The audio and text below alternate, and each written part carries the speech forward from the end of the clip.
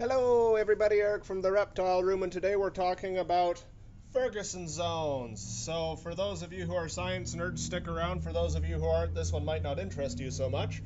But if you get an UV set up for your reptiles, this is relevant.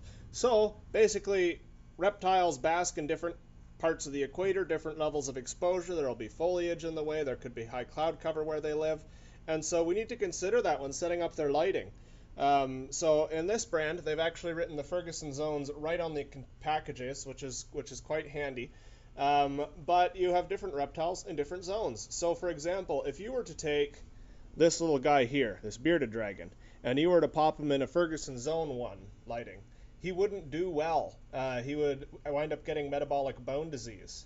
If you have something like this little Chinese water dragon, you're going to need Ferguson zone 2. So that would be a light like this would be appropriate for it. A Ferguson Zone 1 wouldn't be enough, and a Ferguson Zone 3 would be far too much. Ferguson Zone 3 would be appropriate for this little bearded dragon. If we're talking Ferguson Zone 1, obviously, things like leopard geckos, crested geckos, crepuscular animals that are mostly going to be active at nighttime, that's Zone 1. Daytime animals that are going to be in semi-covered areas like forests and jungles, that's Zone 2. Desert animals that are going to be a lot more exposed to the sun, like this guy here. That's going to be Zone 3.